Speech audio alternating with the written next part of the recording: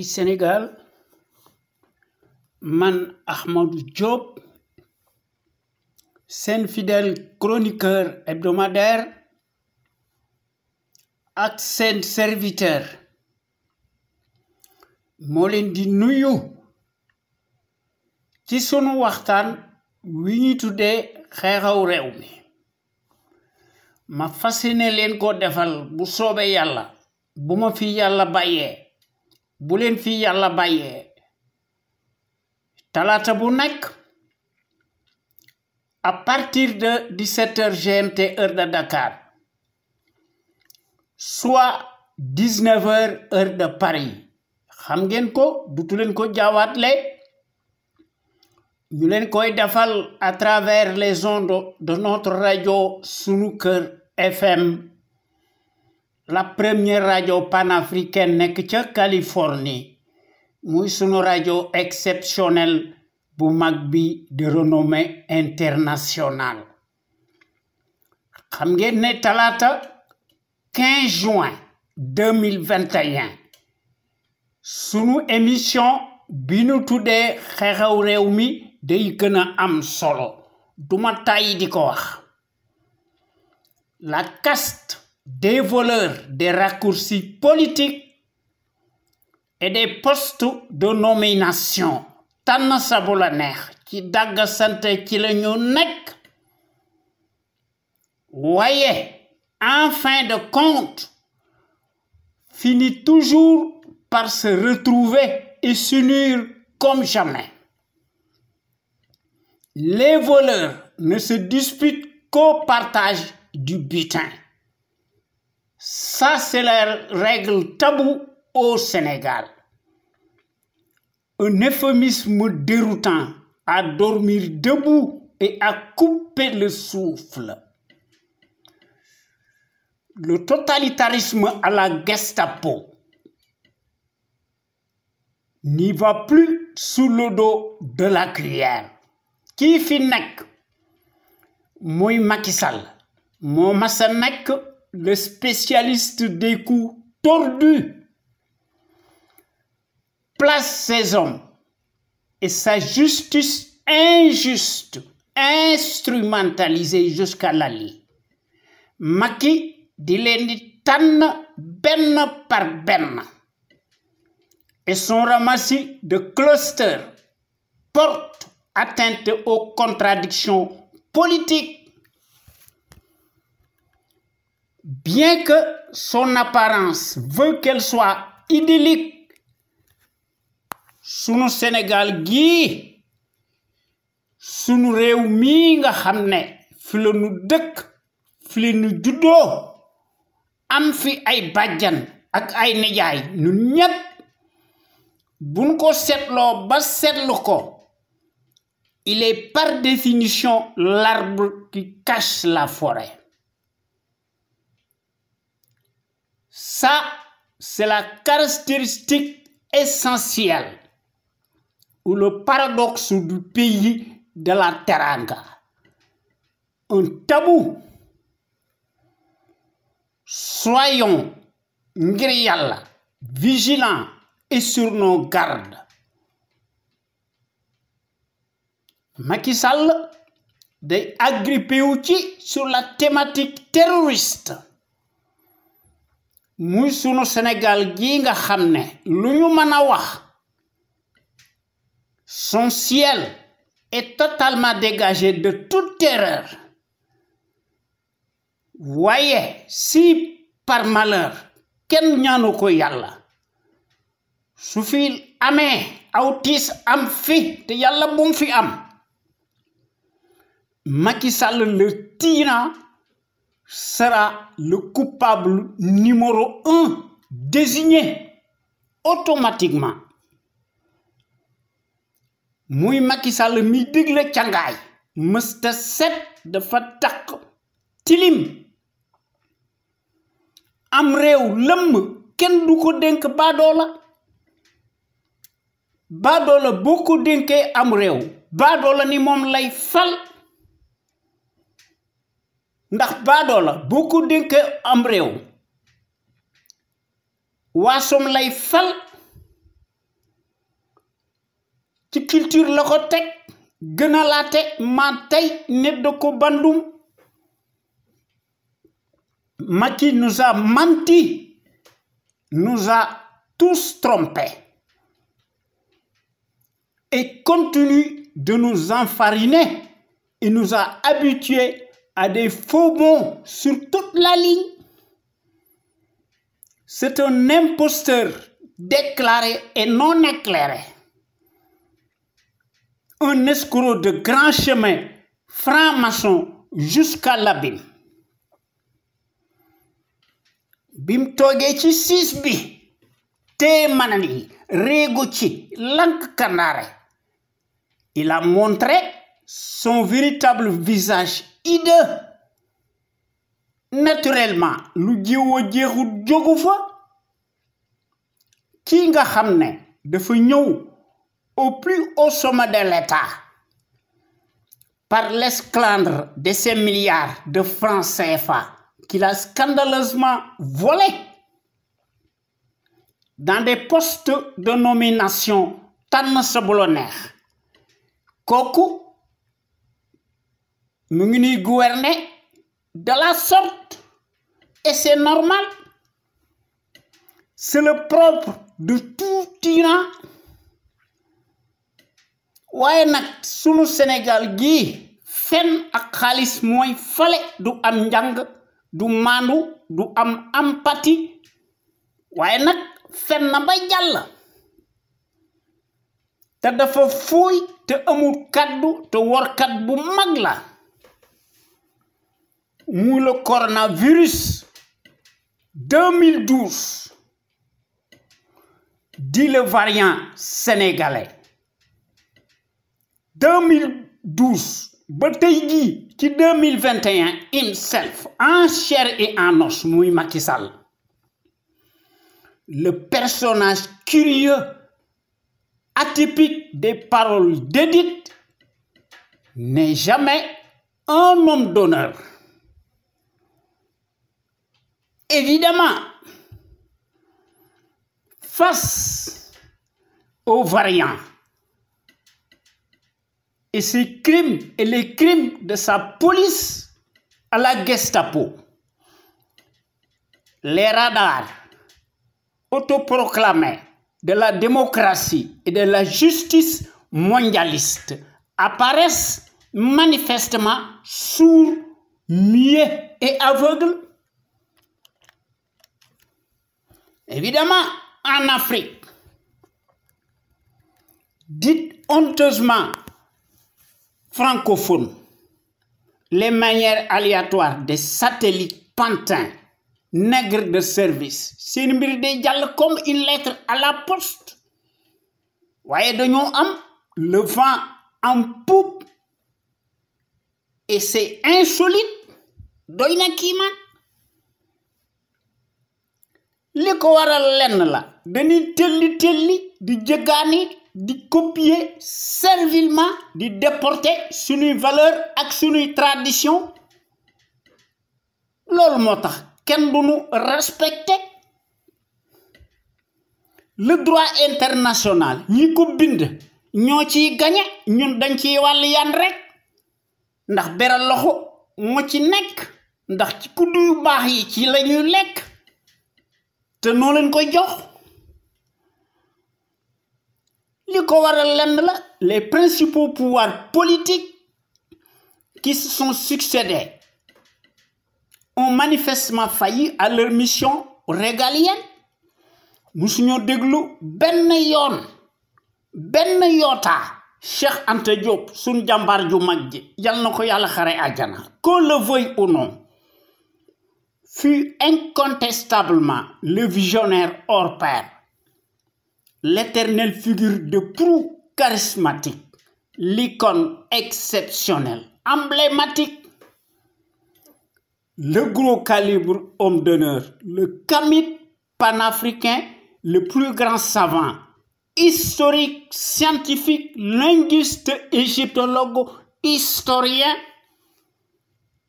le plus considérable et le plus élevé de tous les temps par sa capacité fertile et par son intelligence qu'il prouva à maintes reprises à travers le monde entier, et ce, sur la base purement scientifique et par ses recherches objectivement bien élaborées. Quoi qu'on dise, mbindam yooyu day nekk toujours d'actualité, de marbre et dans la postérité. Et n'en déplaise aux falsificateurs historiques de tous les temps, Cheikh Anta Diop était en avance de plusieurs siècles sur ses contemporains. Voyez, bizarrement, les poupées nègres de service, multimilliardaires, mercenaires, politicards, désertiques, des postes de nomination tànn sa bu la neex ci rapide ci la ñu nekk di def ay combine de bas étage ñu dekkal les vieux schémas décriés sont les plus nuls. mënuñoo jàng ndax amuñu am njàng, mënuñoo def benn recherche scientifique peu ou prou, waaye nag dañoo am le vent en poupe. Kii nga xam ne moo jël coupe bi ay décret présidentialiste inflationniste automatique ci la nekk mu koy servir de gouvernance bancalement ethnique mu le potentat en chair et en os, waaye nag bu defee ay njomben def koy nier vertement mel ni dara xewut. Kon il est temps ñu abroger la constitution moribonde qui a un caractère ludique, pervers, idyllique et blasphématoire, autoritaire par définition, mooy garantir l'impunité d'un Dieu sur terre. Constitution bi nga xam ne dañ ko importer ñu digtal nu ko nu sëgg nga xam ne élaboré wuñ ko woote wuñ ko à l'unanimité par voie référendaire par l'ensemble des Sénégalais et des Sénégalaises. Pensé wuñ ko par nous-mêmes et pour nous-mêmes nga xam ne ci coobarey Senghor moo ko defoon ndax xamoon na li tax mu koy def.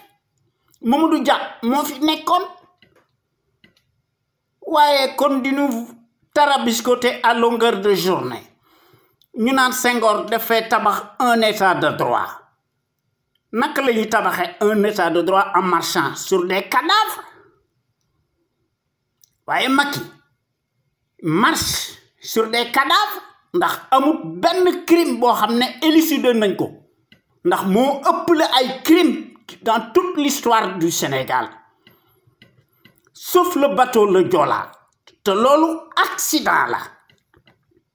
ndax accident bokkut ak la volonté boo xam ne justice bi sévéru ci. Kon di fi wax ne un état de droit moo fi am, c'est un gros mensonge qui n'en est pas un, muy cette prétendue constitution moribonde mooy autorisé par devers le statut d'immunité qui est source d'impunité par définition dans les faits. Bu ñu ko dindiwut sànniwuñ ko, le mal endémique ira nécessairement en pis. Au pays de la Teranga sunu Sénégal gii ñuy wax ne la République du Sénégal et non sénégalaise. La sémantique et la syntaxe sont biscornues. Il y a nuance, puisque l'étrange constitution est écrite exclusivement en français et pour cause. Dafa nekk une photocopie qui est largement distribuée dans les 13 autres pays africains francophones sous tutelle coloniale.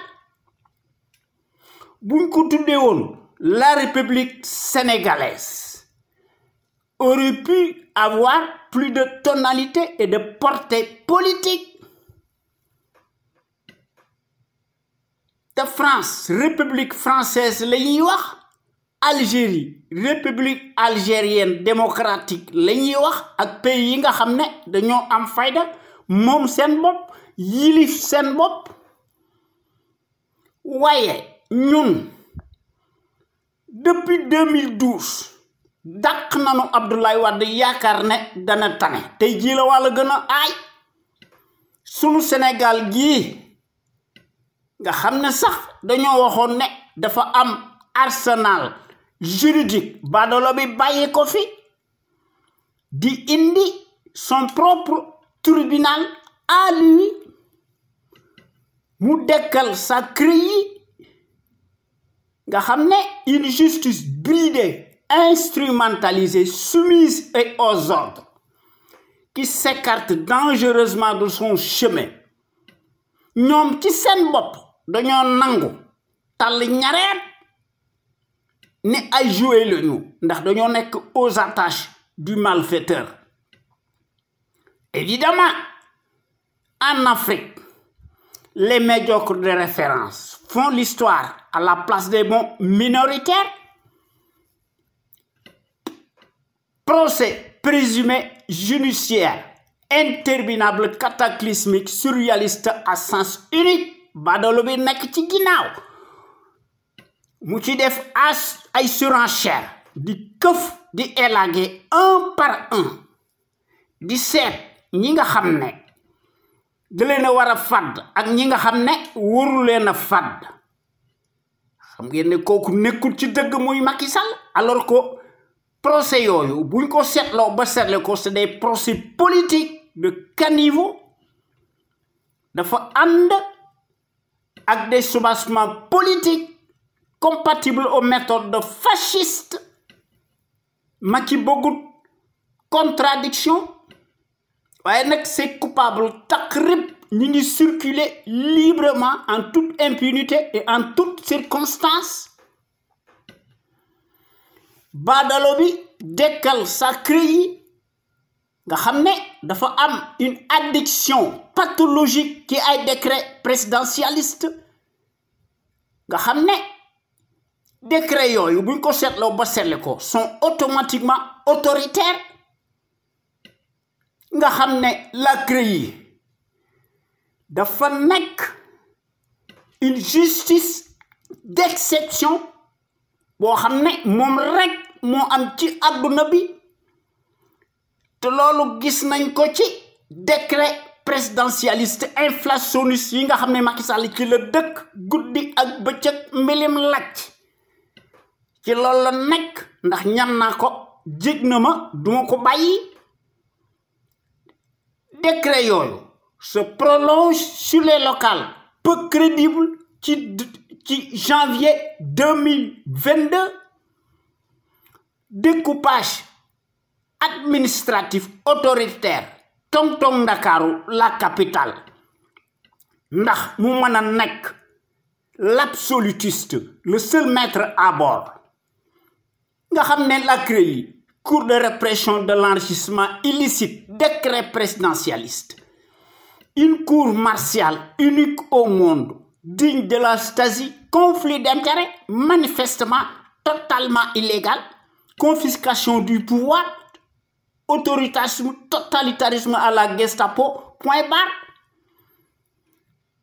La CREI est totalement illégale juridiquement, moralement, cliniquement et politiquement.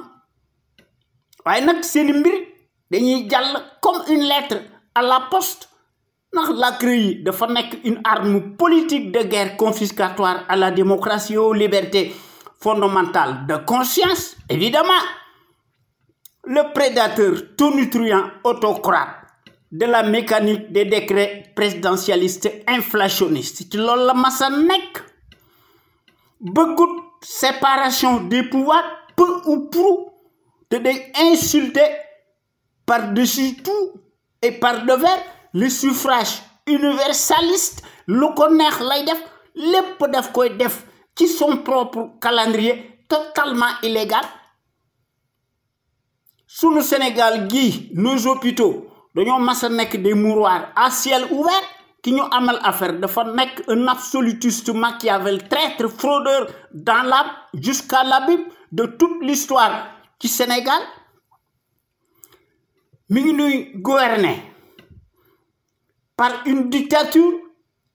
qui fake news, qui la nek, goudi ak bëccëg, je pèse bien mes mots et je sais de quoi je parle. Ndax xamna le poids des mots. Macky Sall must respecter ben yon ce à quoi il a été élu malheureusement le 25 octobre 2012 à nos jours. Ci ko xamne da nga doon wax ne ndax lool mo nekkon son tempo ndax da ci joxone ay gage verbalement par télévision interposée à l'échelle internationale mu ne buñ ko falé président de la République ñu fal ko day wañi mandam de 7 à 5 ans anamu katchetina la pitoyable parodie référendaire dëmm fexe na ba tapale jiital ay surgam mu garder son mandat présidentialiste de 7 ans. Évidemment, lu jiw jeexu jógu fa. Le multimilliardaire des postes de nomination, multirécidiviste et de loin, moo gën a am xaalis les présidents des pays développés. Ndax pays yooyu dañoo civilisé. Cour des comptes la ñu am dañ leen di surveiller comme du lait sur le feu. Waaye nekk fii leneen moo fi nekk un capharnaüm moo fi nekk ñu naan en lieu et place d'un gouvernement du peuple par le peuple et pour le peuple. Li fi nekk kay mooy un capharnaüm ou un amas de cafards et de vers de terre tribaliste dévergondé qui ci jiitu muy le caïd putschiste clanique le négationniste, l'homme de la surcharge pondérale, de l'entonnoir colonial ou le caniche de l'Occident, né de Kobandoum, de la démesure et la débauche, dont l'immoralité n'échappe plus au commun des mortels. Par sa lâcheté inégalable, nga xamné bés bu yalla sak du wañi galaajam ñu jam ko jox ndigal son assemblage de godillots ñuy voter la tête baissée seeni loi unique pour le plaisir du tyran encombrant, alors que moom ci boppam dañ ko war appliquer la même loi mu mën éterniser en prison pour le reste de sa vie. Ñu jox ko des circonstances aggravées mu mën bénéficier automatiquement et ipso facto d'une peine incompressible de 30 ans et plus pour moult crimes financiers et économiques et perte de ses droits civiques supposés. Kooku mooy emprisonné à tout vent par sa lâcheté muy utiliser la force publique tenant tey muy élaguer un par un tous ses adversaires politiques, alors que buñ ko defoon noonu du nekk fi mu nekk. Kon kooku dafa goré di kooku dañ ko war traquer ñu traîner ko dans la boue ñu amener ko à Rebeuss menottes au poignet place Macky Sall mësta nekk au palais waaye à Rebeuss son Guantanamo. Waaye nag comme d'habitude yéen waa Sénégal ak sénégalais ak sénégalaises yi nekk ca biir réew ma ak sénégalais ak sénégalaises yi nekk ci bitim réew ñu leen di tuddee les sénégalais de l'extérieur suñu jàmbaar yu mag yi maa ngi leen di nuyooti te di leen sant te di leen gërëm te di leen sargal ci déglu bi ngeen ñuy déglu gàcce ngalama yéen waa Sénégal amu leen morom. Nous remercier tous nos intervenants nga xamné muy góor muy jigéen fàttewuñu kenn te nous remercier aussi les sentinelles sénégalaises nga xamné ñun ñooy wax ci l'info autrement nga xam ne du lundi au jeudi à partir de 16h GMT heure du Sénégal gor yi yemuñu ci loolu ñuy def des rediffusions par des audios très audibles toute la semaine sans répit ñu gis ne mbir mi dafa nekk une question de fibre patriotique, de pédagogie, d'abnégation, d'altruisme. Nga xamné ñuy mettre en lumière les mystifications du label menteur professionnel profanateur fatena li taxone ñu fal ko ci 2012 à cause de notre étourderie généralisée à l'échelle nationale. Nous falon ko dans des circonstances totalement exceptionnelles, inédites, li mu digé won defu ci dara ba dara bolo jeex kooku mooy le minable kleptocrate autocrate des horloges de l'heure agitateur traître teigne en place addu kalpe fo xar ci keuf te naan ma tey amul benn mérite te amul benn scrupule te amul benn moralité ni aucune lueur d'humilité peu ou prou mun ko couvrir xam na ko dans son fort intérieur. Macky Sall moom ci boppam dans son fort intérieur dafa nekk en totale putréfaction waaye nag noonu la mel. Il était bien préparé pathologiquement pour faire le sale boulot. C'est un accident de l'histoire. Macky Sall est plus dangereux qu'une enzyme du ma tay di ko wax te wane na ko ndax ci loolu la mën a nekk ndax da koo namp mbir mi affaire deret la nit ki sax dana def benn affaire juum ma ne xaaral ma corriger ko waaye moom lànk kandaare lu nit ñi gën a wax mu gën a tollanti muy indi ay ratonnade di occupé par devers di monopoliser tous les plateaux de télévision ak médias alignés de la sarabande. Toute sa politique daf ko massa tek ci ay kapale ay combine à gogo yaakaar ne mën naa jafandiku ci loolu ndax mu mën a garder éternellement le pouvoir waaye nag day jël ces justiciers yoo xam ne da leen di considérer comme ses armes de guerre waaye ñun gor yi bu ñu paree ci sunu waxtaan l'info autrement dañuy indi beneen waxtaan ñu tuddee ko en toute objectivité samedi bu nekk gor yi yemuñu ci loolu ñu indi beneen waxtaan ñu tuddee ko la voix des jeunes maanaam baatu ndaw ñi ak yoonu ndaw ñi gor yi di ci indi seeni réflexion remarquable prodigieuse gros calibre yu mag lañu car nga xam ne dañ koy def ci boppu sénégalais yi ak sénégalais yi à travers les ondes de notre radio Sunu Kër FM la première radio panafricaine nekk ca Californie muy sunu radio exceptionnelle bu mag bi de renommée internationale waaye ñun ñi nga xam ne ñoo nekk des membres actifs nekk ci conscience patriotique au Sénégal xam sa réew bëgg sa réew jariñ sa réew sunu existence li ko waral lenn la danoo taxaw temm di defaraat bëgg a defar sunu réew mi un état régalien de droit am fi séparation du pouvoir am fi une justice impartiale am fi et non soumise nga xam ne contre-pouvoir am fi sun réew mi yilif boppam lépp lu muy def mu def ko ci coobaray boppam ndax sans la liberté wax dëgg yàlla kenn mënta tabax dara lu jag de solide waaye l'envoyé spécial colonial attitré en Afrique et accrédité à Dakar le Béni-Oui ci loolu la nekk te naan maa tey ndax dafa fooy l'euphorie du pouvoir oblige pour ki nga xam ne musu koo yaakaar waaye depuis 2012 ba tey jii waaw le coronavirus 2012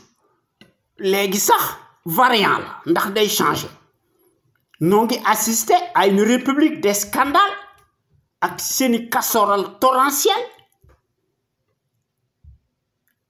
dañuy saaga ay comploteurs lañu menteurs professionnels insulteurs lañu acclamés avec le summum d'une dictature qui tourne plus que jamais à plein régime intégralement négationniste d'apartheid day gu jeex ñu indi beneen contre-feu nga xam ne ci loolu la ñuy jafandu defe ne mën nañoo làq seeni parjure cataclysmique yoo xam ne ci la ñu nekk bëgg koo fàtte seen bopp la ñuy nax waaye daal lu mën a xew daal ñun ñi nga xam ne ñoo nekk ci CPC daal loolu bokkut ak suñu gis de la démocratie sunu Sénégal gi lu ñu mën a wax dafa mas a nekk un grand pays historique au point de vue du savoir pluriel et de la morale éternelle en puissance waaye la servi bii day dafa tax gumba lu dafa nekk ci la dépendance dynamique coloniale muy Macky Sall le nom repenti le champion de la rupture aléatoire et de la corruption à haut débit muy le chantre du népotisme et de la pagaille waaye démb une certaine presse qui s'est déchaînée pour un oui ou pour un non et de façon péremptoire abusive sur l'ancien régime bu Abdoulaye Wade qui en avait naturellement pour son grade était traité de tous les anathèmes du monde et de tous les péchés demoon nañ sax ba naan bay wone cercueil Abdoulaye Wade léegi nañ ko defal Macky Sall ñu seet ba xam kan moo ci gën a nekk démocrate waaye nag suñu réew mi wax fi dëgg day indi musiba les faits parlent d'eux-mêmes. Curieusement la même affluence répugnante nauséabonde dañuy garder seeni nature waaye jikko ju ñaaw ju nekk ci ñoom duñ ko bàyyi ndax dañoo tayel dañuy kalewu ci les discours suffocants de l'encombrant nga xam ne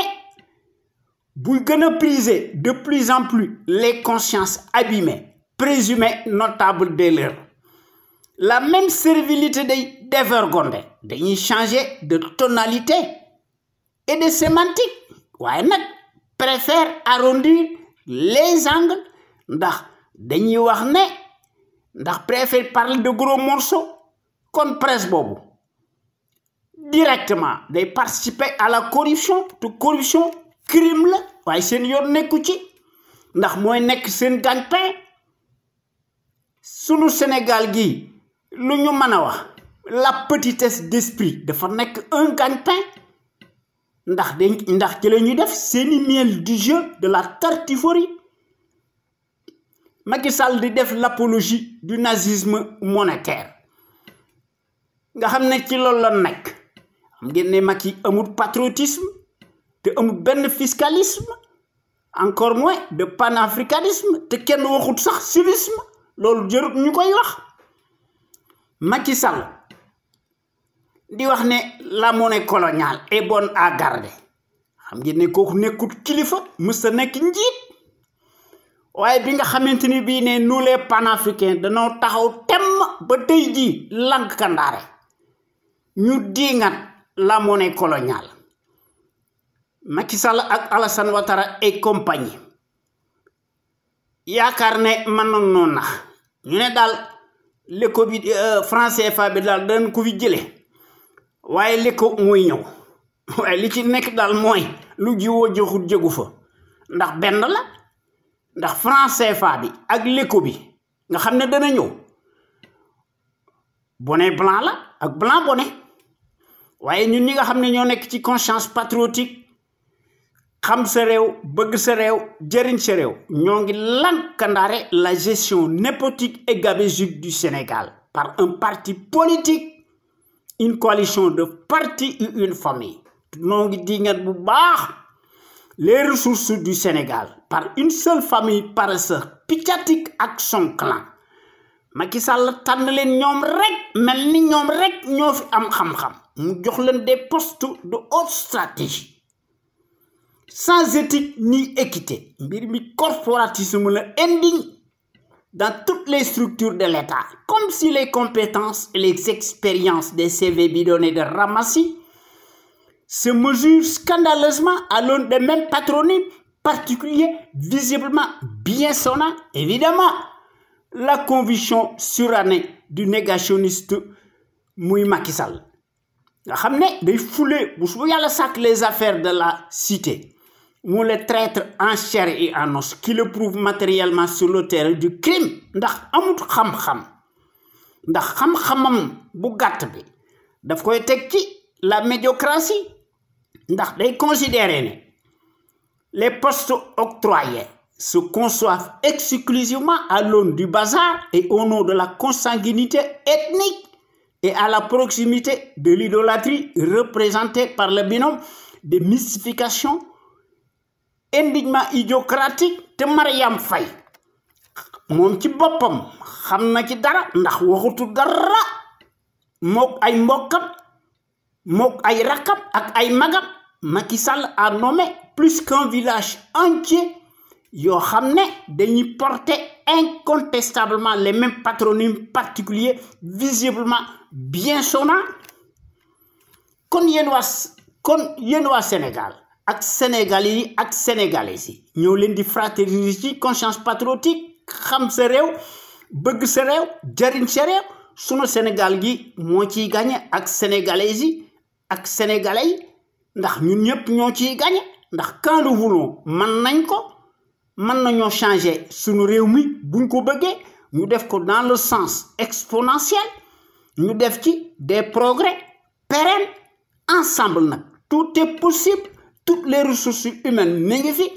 scientifique yi ñi ngi fi borom xam-xam yi mi ngi fi li fi manki mooy booloo am mbooloo moo fi manki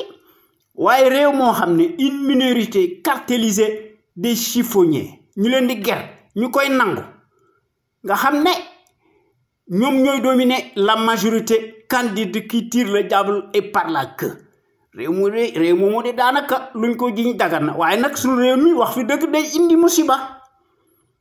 waaye ñun ñi nga xam ne ñoo nekk ci CPC daal bokk nañ ci porte drapeau étendard yi nga xam ne dañoo bëgg suñu Sénégal gi yilif boppam te loolu notre rajo sunu kër su fi nekkutoon àddina tukki ndax képp koo xam ne yaa ngi critiquer nga teg ko ci dëgg ndax démocratie oblige nga indi ci des preuves matérielles à l'appui le tyran encombrant day déglu waaye kooku day daanaka bala moo pare baadoolo bi dana yónni ses tonton makut ñu defal ko presto illico mandat de dépôt waaye les fonctionnaires paresseux politiciens mercenaires alimentaires alignés tous alignés ñoom day tous accroupis se transforment en sarabande de vers de terre baveux lu ñu mas a doon ndax nag dañoo mas a nekk les symboles maléfiques des traîtres baveux unifiés dans l'âme boivent sans répit le calice jusqu'à la lie du haut de leur rang te dañuy naan kati jantabe waaye leneen lañuy naan waaye nag dañuy vivre en toute impunité et en toutes circonstances sur l'épaule de la République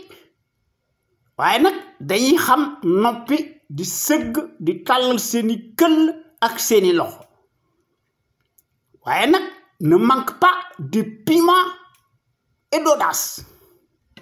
ne tarisse pas d'éloge à l'égard du fasciste encombrant lequel paraît-il n'a pas de défaut mais rien que des qualités mel ni un dieu mu ne te gëmuñu ci dara waaye baadoolo bi day xam na loolu waaw ndax day jël ses propres intérêts mu lié ko à ceux de ses parrains tapis dans l'ombre te ñoom seen wax du ci bari ndax ñoom dañ ko def de façon souterraine et au nom de la soi-disant stratégie géopolitique internationale golo di bay babu di dunde waaye nag ñun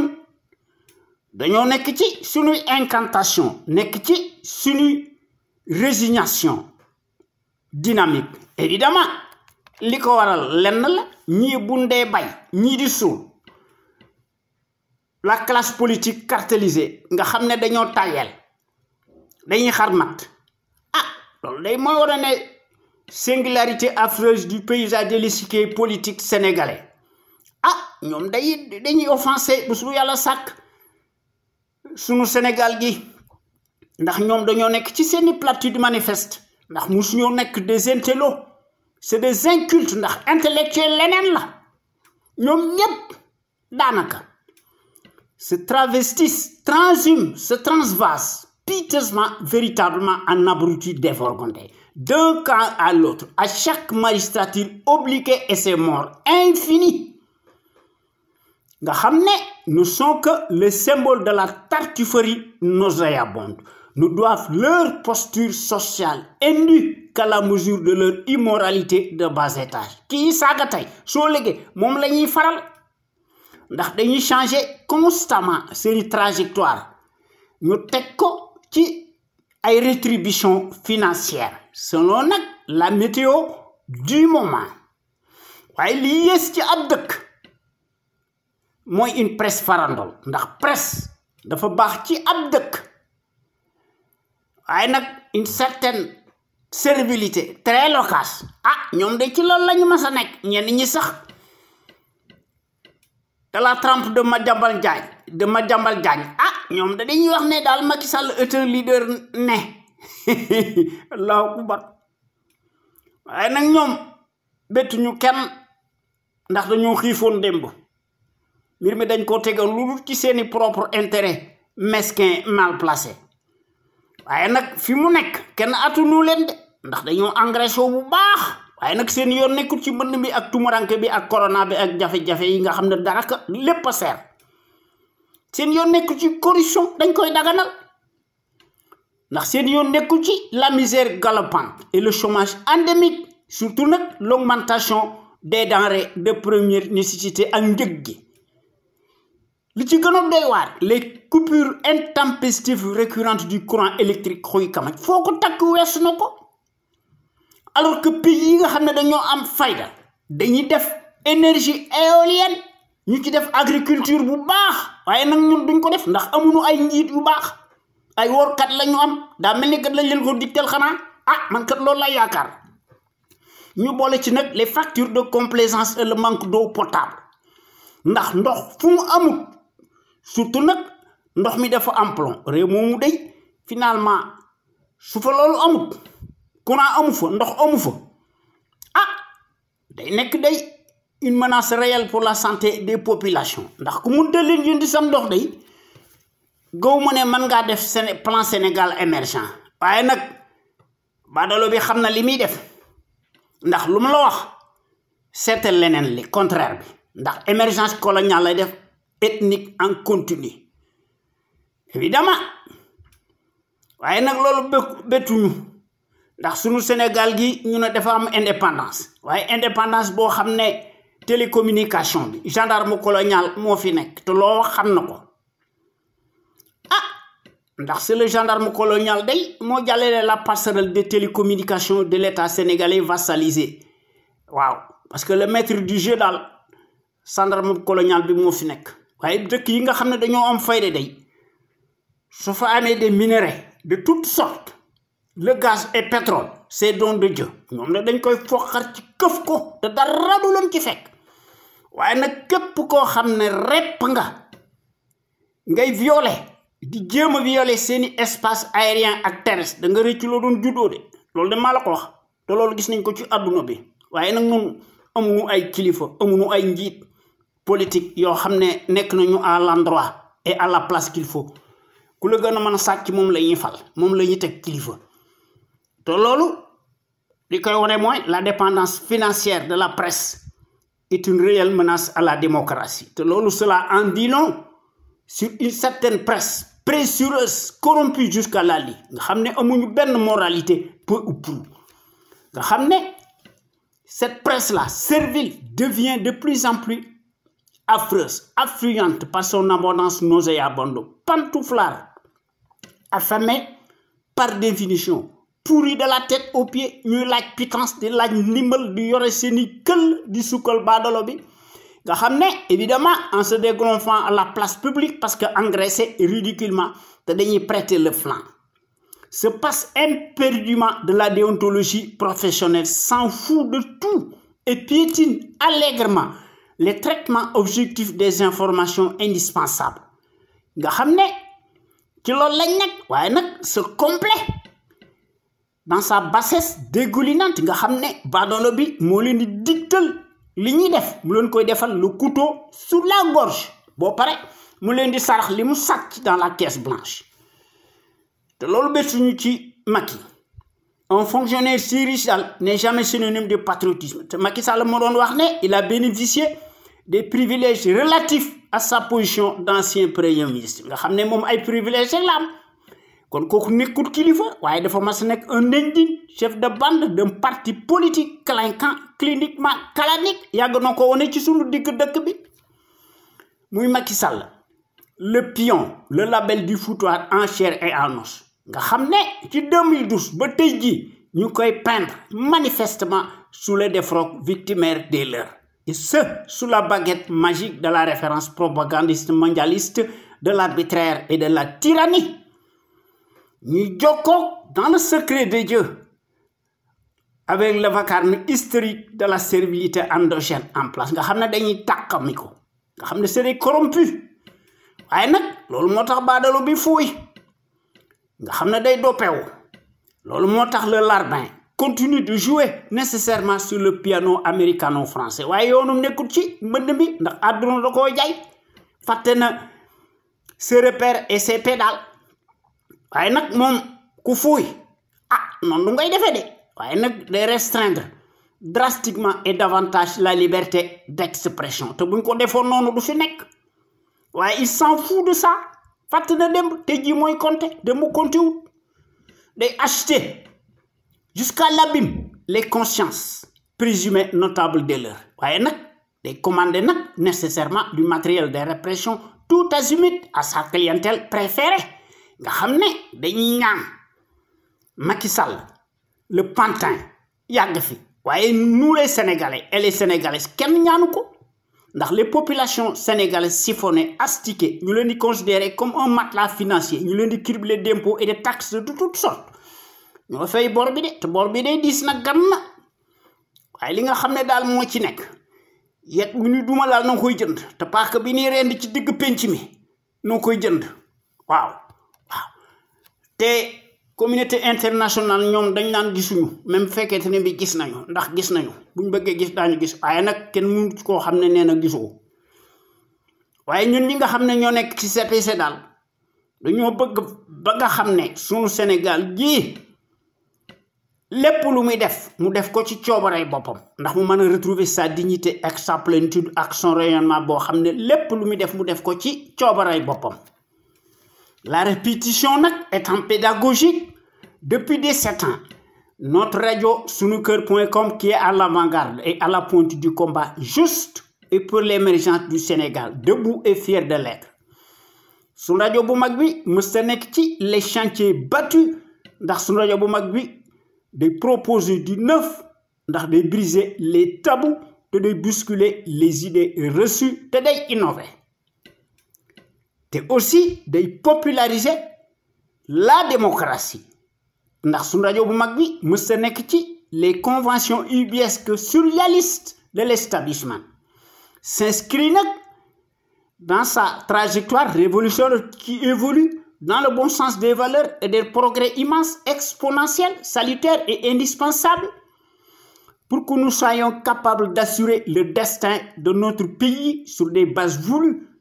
en toute logique, en toute indépendance et en toute conscience, qu'on le veuille ou non, et n'en déplaise à la pestilentielle apérisée ragaillardi par l'euphorie du pouvoir. Notre média est devenu comme jamais un phénomène de société, reste le seul à aborder librement les sujets les plus variés qui sont considérés comme la loi de l'omerta, en particulier la gouvernance politique bancale nauséabonde, que les médias serviles du service public ña fa nekk ñoo fa masa nekk ñu leen di jaay te loolu moo am ci APS te loolu moo am ci yeneen journaux yi la maison de la presse loolu moo am ci RTS la radio télévision Racine Talla Macky Sall loolu moo am ci sur le journal Le Soleil jant bi yaa xam mbay day xar mat waaye nag transhumant bu mag la waaye nag léegi day saaga ndax moom ci boppam bokk na ci comploteurs yi waaye nag day li wóor day mooy len jinax day bu dee tëkk muus booba ñag ba moom fa jige nga xam ne toute la presse cartélisée ak yenn médias yi passent tous au peigne fin tous arrimés et deviennent de facto des instruments alimentaires politiques soumis, arrimés aux ordres par le pouvoir calamiteux tortionnaire usurier dañuy xam noppi di sëgg ndax duñu rus voilà waaye nag su rajo bu mag bi mooy mottali c'est une ndànkate tant par la qualité des informations qui sont largement publiées à travers notre site sunuker.com que par les analyses pertinentes des sentinelles sénégalaises à travers son radio bu mag bi l'avant-garde du civisme et du patriotisme te loolu noo koy def en toute humilité te loolu dafa nekk une exclusivité de notre site sunuker.com ak sun radio bu mag bi de renommée internationale nekk ca Los Angeles. Vous ne trouvez nulle part ailleurs de telles informations capitales utiles, les plus importantes, si diverses et variées par leur qualité éminemment prouvée. Surtout celles qui relèvent incontestablement de la géopolitique, qui contraste parfaitement avec la platitude manifeste de la servilité en place. Nga xam ne dañ fee nekk di jéem a daganal de plus en plus le bilan si chaotique des négationnistes ethniques, révisionnistes et dont l'immoralité maraudante sans égal exceptionnelle et substantielle à son taux d'ADN. Évidemment, il n'y a rien d'étonnant de la part d'un flibustier menteur en la matière qui ment plus qu'il ne respire. Sunu Sénégal gii du génn ci mbënd mi ak ci lonk bii nga xam ne ci lañu nekk et du guépé infernal auquel Badalo bi teg nu ko depuis 9 ans. Il faut que nous régler le compte du traître Macky Sall en chair et en os et sa bande de fripouilles alignés te loolu nekkut un tabou. Waaw ndax suñu rajo bu mag bi panel d'intellectuels d'hommes et de femmes ñoo fi nekk ñoom ñëpp dañoo nekk de gros calibre doués en matière grise qui s'expriment librement en toute connaissance de cause et en toute conscience sur des bases voulues. Ñi ngi démontrer magistralement seeni capacités intellectuelles parce que dañoo mas a nekk des têtes bien pleines dañuy décortiquer di décrypter l'actualité nationale et internationale et qui font part de leur expertise sur les produits toxiques chimiques, notamment les faits divers scientifiques, sanitaires, sociaux, religieux, politiques, sans oublier les incivilités patentes dont sont coupables les politiciens véreux qui ont manifestement failli à leur mission régalienne. Nga xam ne dañoo ubbi di gën a ubbeeti la boîte de Pandore à certains citoyens égarés par leur manque de conscience qui se soulagent publiquement et piteusement aux abords des bâtiments. Évidemment loolu jaaxluñu waaye suñ rajo bu mag bi moo nekk notre rajo la plus crédible qui reste comme jamais l'éternelle cheville ouvrière des sentinelles sénégalaises aux vérités implacables aux bras d'acier inachetables et qui font constamment preuve d'analyse pertinente sans complaisance ne souffrant d'aucune ambiguïté sur la chose publique au Sénégal. Nga xam ne sunu Sénégal gi dañ ko mas a bëgg telle la prunelle de nos yeux. Voyez, comme vous le savez, sans doute chaque jour que Dieu fait l'actualité politique sénégalaise day gën a bari ndax day gën a abondante de plus en plus marquée duna xam fan la ñuy commencer ak fan la ñuy teeral dañuy seet li nga xam ne mënuñu ko ñàkk bañ a wax ñu wax ko waaye buñ bëggee wax lépp wax dëgg yàlla duñ ci génn ñun ñi nga xam ne ñoo nekk ci CPC xam sa réew bëgg sa réew jariñ sa réew sunu objectif mooy ñu uniru nous rassembler autant de patriotes sénégalais et sénégalaises autour d'un idéal commun. Nous indiquons une détermination, nous indiquons patriotisme, nous indiquons civisme, nous indiquons sa xalaat bu rafet, nous bolé ci nak la ténacité et la démocratie participative, inclusive. Li nga xamné moy jël wu mag wi muy la volonté politique manam la clé de voûte de chaque sénégalais ak sénégalaise nga xamné sunu Sénégal gi nek le phare de la démocratie, plein développement économique, politique, militaire, financier am fi son soldat si ñu jox leen moyens takku extensible ndax ñu mëna assurer la sécurité de nos frontières aériennes et terrestres et la liberté de circulation des biens et des personnes ndax ku lay dimbali day ëmb sa sangal gor gu tedd gi fi nekkoon muy Cheikh Anta Diop yàgg na koo wax mbindee mi ngi fi ndax Cheikh Anta Diop xamoon na li tax mu doon wax ndax il savait de quoi il parlait jusqu'à sa mort ndax Cheikh Anta da doon wax ne l'Afrique doit opter pour une politique de développement scientifique et intellectuel et y mettre le prix. Sa vulnérabilité excessive des 5 derniers siècles est la conséquence d'une déficience technique. Le développement intellectuel est le moyen le plus sûr de faire cesser le chantage, les brimades, les humiliations. L'Afrique peut redevenir un centre d'initiative et de décision scientifique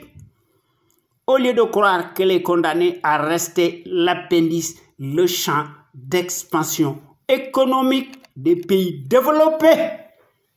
Waaye des classes Macky Sall gi de ñoom seen yoon nekku ci waaw ndax mënoon nañoo développer loolu waaye bëgguñoo allonger suñuy discours te loolu moo tax ñu nekk ci suñuy combat légitime. Il faut que ñu réformer impérativement le régime présidentiel moribond, prédateur par définition. Nous remplacer ko par le régime parlementaire. Bi fi nekkoon nga xamné Mamadou Dia moko doon jité. Comme il faut que nous tabax fi des institutions fortes, inviolables, respectées par des patriotes sénégalais imbus de la fibre d'honneur. Suñ fi bëggé am une gouvernance irréprochable ak un état de droit bo xamné ndax ñu mëna créer les conditions obligatoires d'une gouvernance politique, économique, saine, transparente, financière et attentive, et ce, sur la base de nos intérêts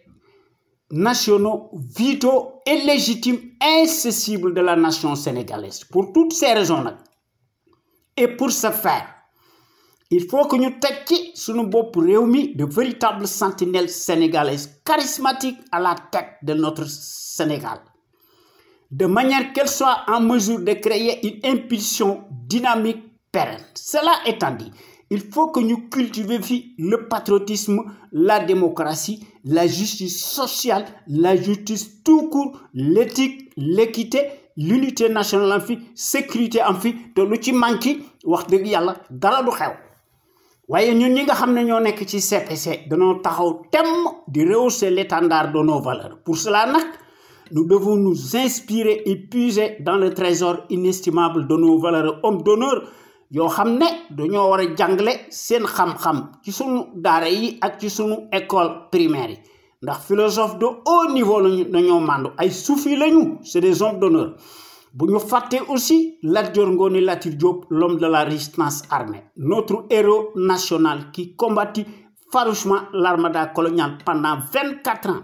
malgré la supériorité numérique et matérielle des envahisseurs, a versé son sang et marqué d'une empreinte digitale sa vie, a livré des combats acharnés, combats yu metti sans merci face à l'armada du colonialisme repoussant. Muy Lat Dior Ngoné Latyr Diop, notre héros national qui tomba sur le champ de l'honneur, les armes à la main, à la bataille de Derklé, le jeudi 27 octobre 1886, avec 2 de ses enfants majeurs, muy Thiendella Niabass ak Sakhewar Niabass, nga xamné ci bis bobu resté de marbre ci Derklé, combat bu metti bobu mo fi amone. Yalla leen Yalla xaré aljana. Amin. dans l'histoire du Sénégal, en tout cas ci Kajoor, n'importe qui daal ne pouvait pas prétendre le titre de Damel du Kajoor ndax ci jamono jooju li nga yoo da nga koy nuru ndax ci jamono jooju soo bëggee nekk Damel du Kajoor il fallait avoir l'esprit du sacrifice et la capacité de résistance te da nga war am fitu gaynde te da nga war a nekk un homme de poigne te doo trembler comme une feuille morte da nga war a subir nag autant d'épreuves d'endurance tout azimut da nga war a combattre en même temps sur le terrain des hostilités te Lat Dior Ngoné Latyr Diop def na ko à l'âge de 15 ans amul kenn koo xam ne def nga ko ci àdduna bi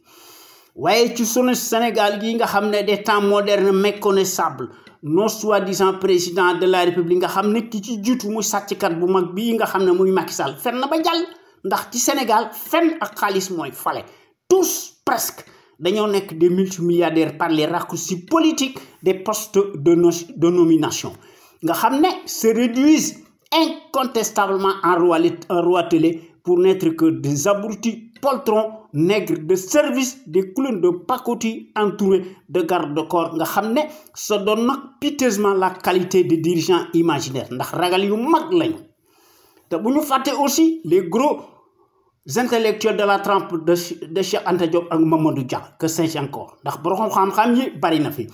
il faut que ñu cultiver fi le civisme chez les populations le civisme dafa mas a nekk le réflexe décent de tout citoyen qui a sa place nga xam ne le civisme day impliquer le savoir-faire et la civilité lorsqu'il s'agit de la chose publique ndax soo amee ay droit da nga am ay devoir waaye classe bu Macky Sall gi yaakaar ne ay droit rek la ñu am te loolu donc ci def une vaste campagne de sensibilisation massive de manière que chaque Sénégalais ak Sénégalaise fu mu mën a nekk dafa war a jël son bulletin de vote mu nettoyer ko mu seet ki nga xam ne day défendre en toute logique en toute conscience et en toute indépendance ki nga xam ne moo défendre par son altruisme récurrent l'intérêt général nga xam ne saa yu scrutin amee mu wateel ko waaye ñëpp xam nañ ne Macky Sall ay carte moo tax mu falo waaye day gaw mën a ay carte moo ko fi jële ndax fen na ba jàll ndax Macky Sall ci corruption ci la nekk waaw ci corruption la gëm il est fondamentalement réfractaire à la démocratie kon il faut que ñu utiliser d'autres paramètres distincts des cycles électoraux ndax changement réel am fi en action matérielle la ligne droite nag est la plus rapide il ne sert à rien de courir il faut partir à point nga xam ne Macky Sall bëggut suffrage universaliste ndax du ko jëlee ci pouvoir bi il faudrait que kon ñu génn ci suñuy convention ubiesque ñu contraindre ko par la force mu neex ko mu naqari ko nga xam ne ndax classe u Macky Sall gi ak ñoom Ouattara et compagnie dañuy gis ne les scrutins de pacotille se jouent nécessairement dans la cour des voleurs en bande organisée kon sunu Sénégal gi li mu mujjee na ko jëkke sunu Sénégal gi mënta échapper vraiment aux contingences mondiales obligatoires à chaque peuple ndax du ma tàyyi di ko wax la répétition nag est pédagogique waaye nag suñu dëkk bi wax fi dëgg day indi musiba waaye nag suñu rajo bu mag bi wax dëgg yàlla day c'est notre radio la plus crédible ndax dafa am des qualités exceptionnelles car la qualité nag est avant tout un état d'esprit qui vise à l'excellence yokkute am fi ci jëf ak ci jikko woon ko askan wi bu leer naññe te moom la véritable sénégalais yi am ndax ñooy wax librement en toute indépendance en toute conscience sur des bases voulues ndax moom ñooy mottali par leur esprit alerte la bassesse et la médiocrité d'une certaine classe politicade plutocrate multimilliardaire des raccourcis politiques sentinelle sénégalais yi ñooy exprimer wu librement à travers les ondes de notre radio sunu kër ndax ñoom ñëpp dañoo am une logique crédible patriotique nationaliste bien placée qu'elle distille peu à peu dans les consciences sénégalaises pour que sunu Sénégal gi topp ci sur la trajectoire des nations émergentes ndax ñëpp xam nañ ne sunu rajo bu mag bi quant à elle historiquement et présentement elle est par définition la référence. Et à la différence d'une certaine caste servile de référence, s'accommode mécaniquement et hystériquement par la désinformation et la manipulation, n'agit qu'au doigt et à l'œil du régime capitulaire, négationniste et de son chef valet, menteur professionnel, profanateur mécréant, franc-maçon, nègre de service, en place en l'occurrence Macky Sall. Ndax notre radio sunuker.com, fidèle à elle-même dans sa ligne éditoriale, bu ñu wax dëgg qu'on lui connaît, reste nag plus que jamais le rempart de la démocratie réelle qui porte par excellence la marque du support médiatique sénégalais le plus libre, pour son indépendance plausible par rapport à un exécutif corrompu, juge et parti, impulsif et qui dicte par devers sa propre loi arbitraire au nom de la tyrannie pour faire taire toute voix discordante. Ndax sentinelle sénégalais yi ñoo nekk fi ñu nekk ndax li ñuy wax xam nañ ko nekk ñu fi rek di critiquer wala di wax lu leen neex bés bu yàlla sàkk dañuy proposer des solutions concrètes, massives, tangibles et idoines ndax ñu mën fa def un plan Sénégal émergent totalement opposé à celui des menteries inflationnistes fascistes. Kon nag tey nanu wax ci sunu temu tey bi maanaam noonu wax ci sunu Sénégal gii maanaam présomption d'impunité. Les violences volcaniques policières et les crimes massifs par balles réelles sont-ils source de pédagogie? Nan ko seet ndax rappel des faits fàttali dafa baax ci ab dëkk ndax dañuy retrouver seeni mémoire ndax ëllëg mooy tax nañu xam ne le jeudi 31 janvier 2012 et à quelques encablures de la présidentielle, la grande manifestation déclenchée par le M23 à la place de l'Obélisque constituait un point de ralliement et de convergence contre le troisième mandat illégal de Wade en 2012 nga xam ne dafa créé une levée de bouclier à l'époque des faits établis ndax indignation bi moom la nit ñi doon wax nga xam ne dafa suscité woon ay colère généralisée à l'échelle nationale. Voyez, malheureusement l'étudiant Mamadou Diop a été tué par un char de la police. Macky Sall, candidat à la présidentielle ci jamono jooju sous l'habillage d'un démocrate imaginaire, était présent lors de cette manifestation. Macky Sall menaçait à l'époque de porter plainte au Conseil de sécurité. Nga xam ne Macky n'était pas le seul, au contraire. Il y avait eu la présence bien distinguée du célèbre richissime gérontocrate Moustapha Niasse en chair et en os des postes de nomination avec sa tenue vestimentaire saharienne, tenant à ciel ouvert une pierre à la main. Nga xam ne a quand même bien brouté et mangé dans tous les râteliers, y compris toute la galaxie encordée de l'opposition réunie, nga xam ne unie comme un seul homme. Voyez, ci jamono jooju tout ce beau monde dans un brouhaha indescriptible ñu doon dénoncer à corps et à cri de façon intelligible ce qu'il appelait avec euphémisme un coup de force, voire une véritable forfaiture inacceptable et un déni de démocratie. La suite est bien connue. Ouais, la grandiloquence médiatico-politique, emphatique, en bandoulière, endogène et exogène, toute en jointure et à grand renfort de publicité mensongère cataclysmique était très audible à l'échelle planétaire internationale, au point que le diable masqué ou le larron de la rhétorique abracadabrantesque, l'arbre qui cache la forêt, fut peint, faussement sous les défroques victimaires des leurs, a été élu facilement au deuxième tour, le 4e président de la République et à hauteur de 65% au suffrage universaliste, au triste soir regrettable historique célébrissime du 25 mars 2012, et ce, dans des conditions totalement exceptionnelles et inédites. Voyez, depuis lors, beaucoup d'eau, hélas, a coulé sous les ponts, car la misère sociale galopante et le chômage chronique vont de plus en plus en pis qu'ils ne l'étaient hier sous d'autres cieux, malgré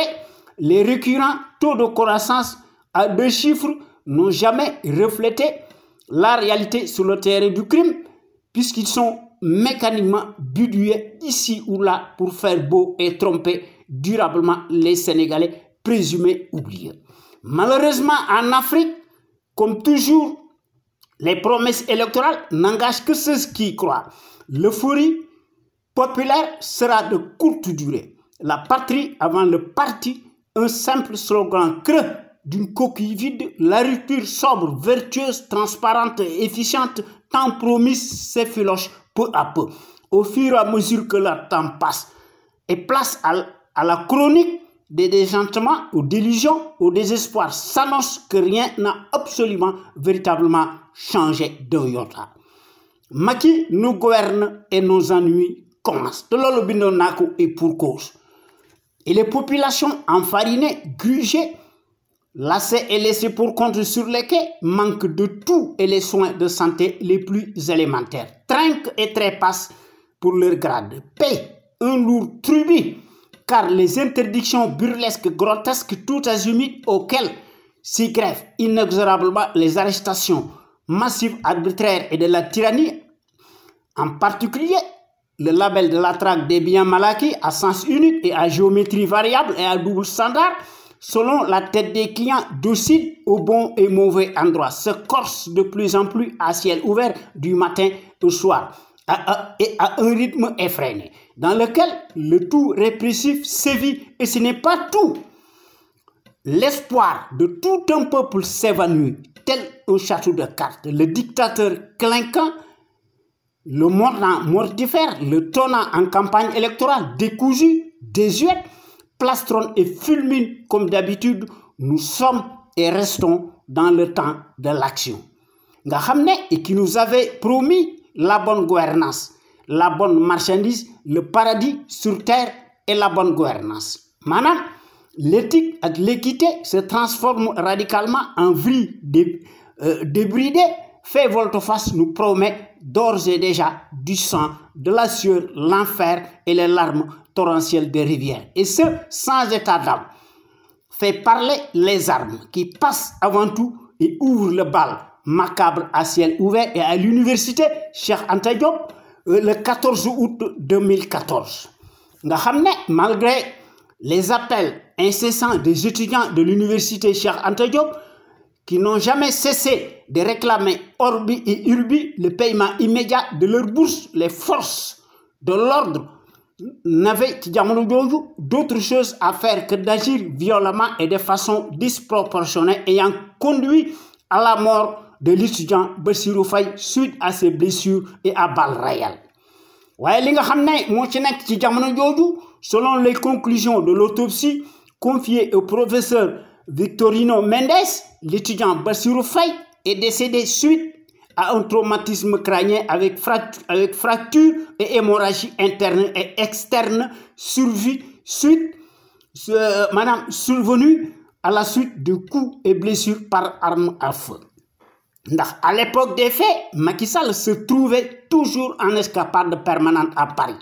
où il a élu domicile et payé des impôts massifs, parlait avant l'heure d'infiltration, en accusant sèchement, sans discernement,